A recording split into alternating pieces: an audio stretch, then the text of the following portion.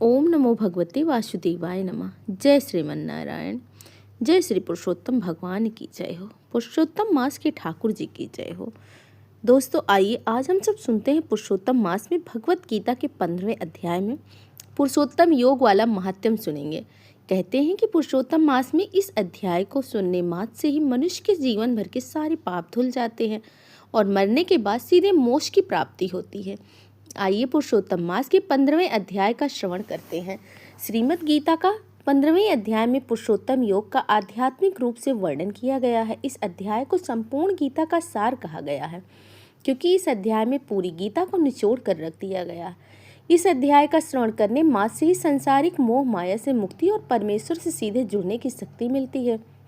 भगवान कृष्ण ने इस भौतिक संसार की तुलना एक उल्टे बरगद के पेड़ से की है जिसकी जड़ें यानी परमात्मा और शाखाएं नीचे फैली हुई हैं।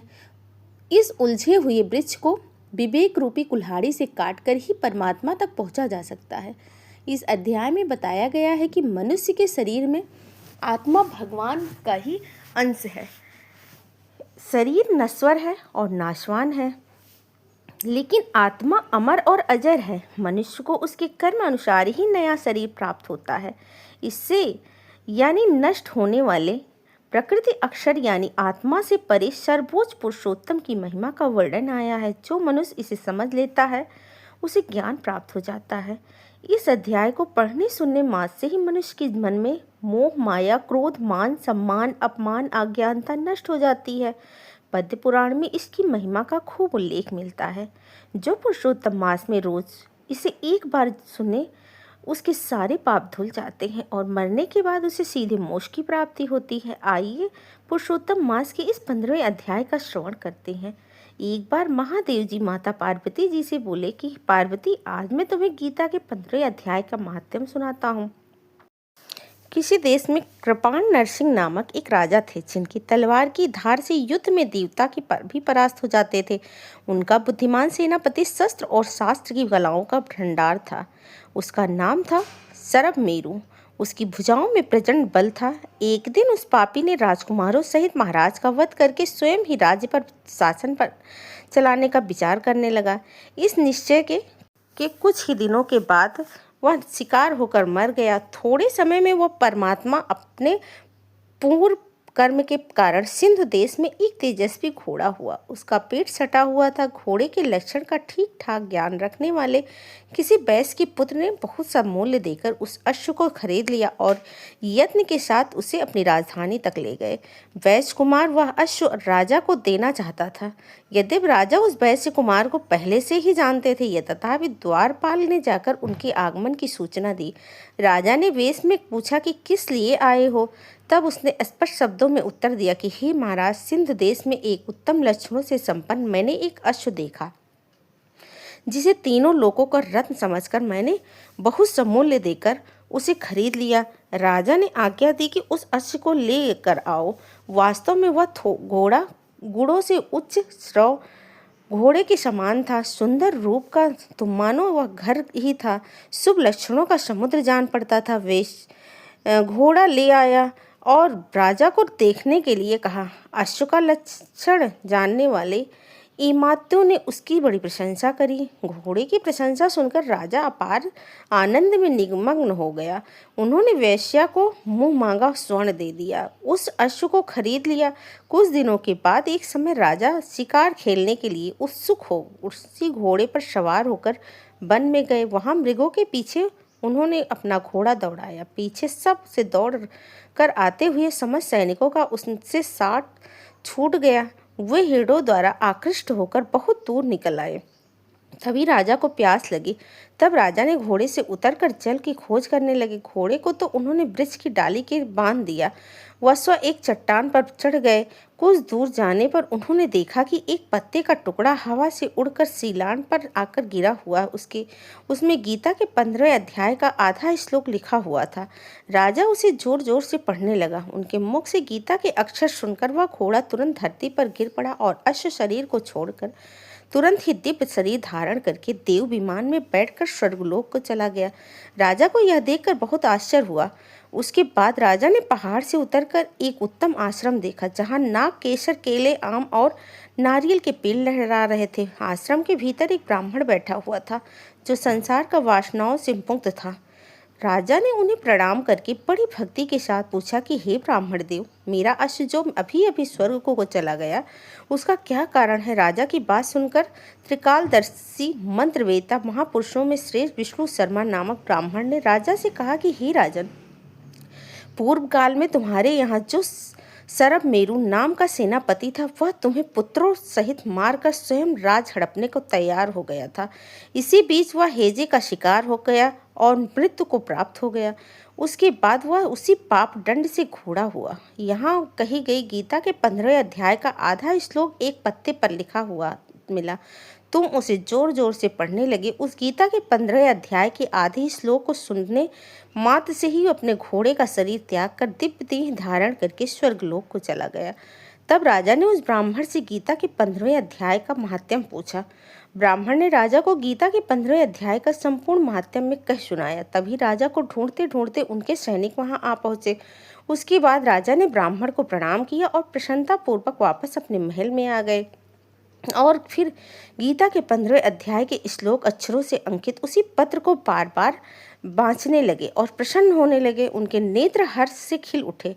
इस तरह उनका बहुत सा समय व्यतीत हो गया। फिर एक दिन उन्होंने अपने मंत्रवेता मंत्रियों के साथ अपने पुत्र सिंहबल को राज सिंहासन पर अभिलक्षित कर दिया और संगीता के 15वें अध्याय का जाप करने लगे और वह इस जीवन का सुख भोग कर मरने के बाद सीधे मोक्ष को प्राप्त हुए। बोलिए पुरुषोत्तम भगवान की जय हो। पुरुषोत्तम मास के ठाकुर जी की जय हो। विष्णु भगवान की जय हो। लक्ष्मी नारायण भगवान की जय हो। अश्वत्थम प्राहुयम छंद से यस परानी यस्तम वेदम सवेदे। भगवान ने कहा कि एक शाश्वत अश्वत्थ वृक्ष है। उसकी जड़ें तो ऊपर की ओर है और शाखाएं नीचे की ओर हैं और पत्तियां वैदिक स्रोत हैं। जो इस वृक्ष को जान लेता है वह वेदों का ज्ञाता बन जाता है। अधशोधम प्राशुतास शाखा गुण प्रव विषय प्रवाल अधश मूल अनुशतानी। कर्मुवे मनुष्य लोके। इस वृक्ष की शाखाएं ऊपर और नीचे फैली हुई हैं और प्रकृति के 3 गुणों का प्रोषित होती हैं। इसकी टहनियाँ इंद्रिय विषय हैं। इस वृक्ष की जड़ें नीचे की ओर भी जाती हैं और जो कि मानव समाज के सकम कर्मों से बंधी हुई हैं। न रूपमस तथो पलभते नातो ना चादर नस प्रतिष्ठा अश्व में सुरमूलम असंगम शास्त्र दृढ़ नीत्वा तापदम च परमातिव्यम यस्मिन् गा निर्वत तु त्वमेव चात्यम पुरुषम प्रपद्य यदा प्रवत्त। इस वृक्ष के वास्तविक स्वरूप का अनुभव इस जगत में नहीं किया जा सकता। कोई भी नहीं कर सकता कि इसका आदि कहाँ है, अंत कहाँ, या फिर इसका आधार कहाँ। लेकिन मनुष्य को चाहिए कि इस दृढ़ मूल वाले वृक्ष को विरक्त के शस्त्र से काट गिराए। तत्पश्चात उसे ऐसे स्थान की खोज करनी चाहिए जहाँ जाकर वापस लौटना न पड़े और जहाँ उस भगवान की शरण ग्रहण कर ली जाए, जिससे अनादिकाल से प्रत्येक वस्तु में सूत्रपात और विस्तार होता आया है।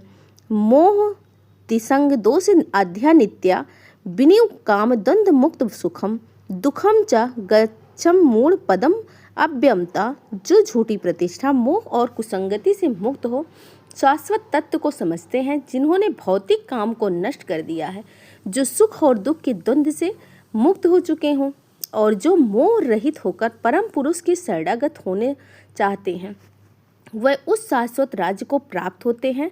न तद्भासम यते सूर्यो न शासको न पावके यगत्वा निर्वर्तते तद्धाम परम मम।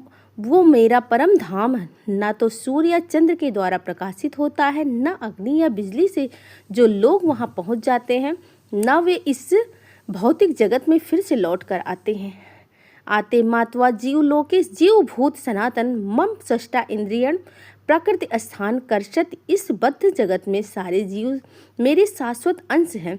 बद्ध जीवन के कारण बिच्छियाँ इंद्रियों से घोर और संघर्ष कर रहे हैं, जिनमें मन भी सम्मिलित है। शरीरम यतम आवापनोति यापत्रास्र गहतानी समयति वायुरगंधा निवासयात। इस संसार में जीव अपनी देवात्मक बुद्धि को एक शरीर में दूसरे से उसी तरह लेकर जाता है जिस प्रकार वायु सुगंध को लेकर जाती है। इस प्रकार वह एक शरीर धारण करता है और फिर उसे त्याग कर दूसरा शरीर धारण करता है। श्रोत्रम चसु स्पर्शम च रसनम घड़मेव च अधय मनयसयम विषयानुपसेवते। इस प्रकार दूसरा स्थूल शरीर धारण करके जीव विशेष प्रकार का कान, आँख, जीभ, नाक और स्पर्श इंद्रियां प्राप्त कर लेता है जो मन के चारों ओर स्पुंजित रहता है और इस प्रकार वो इंद्रियों विषयों के एक विशिष्ट समुच्चय का भोग करता है। उत्क्रांतम स्थितम वापि भजंगम वाग गुणावितम मूढ़म पश्यति। पश्यति ज्ञान चसुम। मूर्ख लोग ना समझ पाते हैं कि जीव किस प्रकार अपना शरीर त्याग सकता है, ना ही वह समझ पाते हैं कि प्रकृति के गुणों के अधीन वो किस प्रकार के शरीर का भोग कर रहा है। लेकिन जिसकी आंखें यानी कि उसके नेत्र ज्ञान में प्रशिक्षित होते हैं वो सब कुछ देख सकता है। यतो योगिनम पश्यति आत्मनि अवस्थितम यत पातम नैव पश्यति अचेतम। आत्म साक्षात्कार को प्राप्त प्रयत्नशील योगी जनिया सब कुछ स्पष्ट रूप से देख सकते हैं, लेकिन जिनके मन विकसित नहीं है वो आत्म साक्षात्कार को प्राप्त नहीं होते हुए प्रयत्न करने के बाद भी यह नहीं देख पाते आखिर क्या हो रहा है। यदातीत गतम तेजो जगत सते अखिलम या चंद्रमसी योगनोत मामकम। सूर्य का तेज जो सारे विश्व के अंधकार को दूर करता है वो मुझसे ही तो निकलता है। चंद्रमा और अग्नि के तेज भी मुझसे उत्पन्न है। कामवश चा भूतानि धार्यामय ओजसा पुष्प औषध सर्व सोमो भत्वा। रसात्मक मैं प्रत्येक लोकों में प्रवेश करता हूँ और मेरी शक्ति से सारे लोग अपनी सच्चा में ही चंद्रमा बनकर समस्त वनस्पति को जीवन रस प्रदान करते हैं। अहम वैश्वा प्राण नाम देहम अश्वति प्राणापान संयुक्ता पाचाम अन्नम चतुर्वर्धम। मैं समस्त जीवों के शरीर में पावन अग्नि यानी मैं वानर हूँ और श्वास प्रवास प्राण वायु में रहकर 4 प्रकार के अन्नों का पाचन करता हूँ। सर्वचहा मदो मत स्मृति ज्ञान मापोमचा। वेद सर्वे रहामेव वेदो वेदांत कृत वेद विदेह चाहम। मैं प्रत्येक जीव के हृदय में आसीन हूँ और मुझसे ही स्मृति ज्ञान और विस्मृति आती है। मैं ही वेदों के द्वारा जानने योग्य हूँ। मैं वेदांत का संकलन करता हूँ और समस्त वेदों का जानने वाला भी हूँ। कुटस्थो अक्षर उच्चतो जीव दो प्रकार के होते हैं और अच्युत भौतिक जगत में प्रत्येक यानी कि क्षर होता है और आध्यात्मिक जगत में प्रत्येक जीव अचुर अक्षय कहलाता है। उत्तम पुरुषम परमात्माति उदाहरण योग त्रय अवश्य विभूति अव्यय ईश्वर। इन दोनों के अतिरिक्त एक परम पुरुष परमात्मा भी है जो साक्षात अविनाशी भगवान है और जो तीनों लोकों में प्रवेश करके उनका पालन कर रहे हैं। यसा तरस अत अहम अक्षरा अभिचतम अशोक लोक वेदे प्रथ पुरुषोत्तम। क्योंकि मैं क्षर तथा अक्षर दोनों के परे हूँ और क्योंकि मैं सर्वश्रेष्ठ हूँ इसलिए मैं इस जगत में और वेदों में परम पुरुष के रूप में विख्यात हूँ। योमोमेव अस्मूढ़म च पुरुषोत्तम सा सर्व विभाजिति माँ सर्वभावेन भारत। जो कोई भी मुझे संशय रहित होकर पुरुषोत्तम भगवान के रूप में जानता है वो सब कुछ जानने वाला है और इसीलिए हे भरत पुत्र जो व्यक्ति मेरी पूर्ण भक्ति से रत होकर इत्यम शास्त्रम इदम उक्तम मया नाधता बुद्धिमानस्या कृत कृत्यष्ट भारत।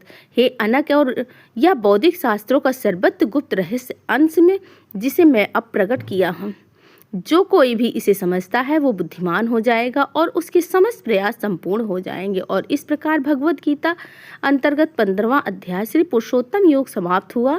प्रेम से बोलिए पुरुषोत्तम भगवान की जय हो। पुरुषोत्तम मास के ठाकुर जी की जय हो। लक्ष्मी नारायण भगवान की जय हो।